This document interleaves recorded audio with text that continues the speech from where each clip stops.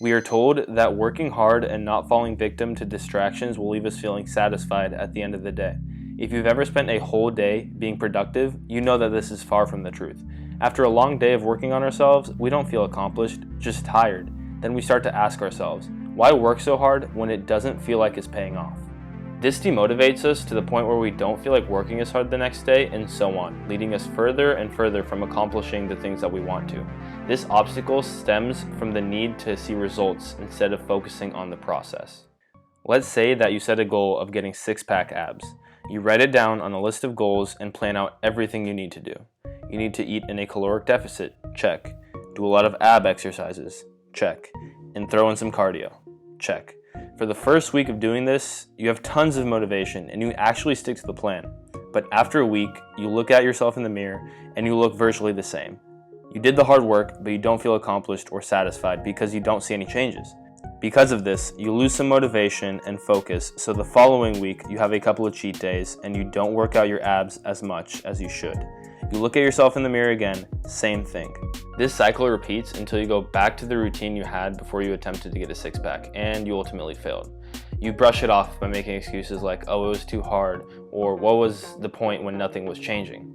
I've been in this situation, that's why I know it so well. So what exactly went wrong? The reason we write down so many goals, yet accomplish few, if any, can be attributed to two major roadblocks: the deceptive appearance of marginal differences and the struggle of implementing delayed gratification. Let's look at the deceptive appearance of marginal differences in this scenario. If you keep checking your progress every week, you won't see much of a difference because the human body doesn't change that fast, no matter how hard you try. When we don't see any physical progress from uncomfortable changes, we tend to retreat back to our comfort zone. This idea can be applied to any goal you have. No self-development happens in huge chunks. It's the summation of marginal differences over time that add up to a sizable change. If we bite off more than we can chew, we tend to give up very quickly. Say you want to start reading, so you commit to reading 100 pages every day.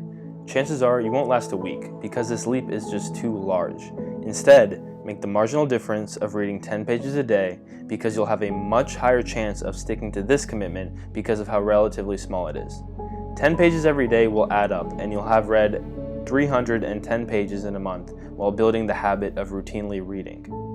Now let's look at the struggle of implementing delayed gratification. People are getting less and less patient when it comes to getting the fruits of labor, and this is because the modern world has shaped us to crave instant gratification. When we don't get a dopamine rush because we already don't have a six-pack, we tend to quit. We want results fast, and we don't have the patience anymore for long-term goals. The need of constant gratification is primarily due to the rapid rise of technology use.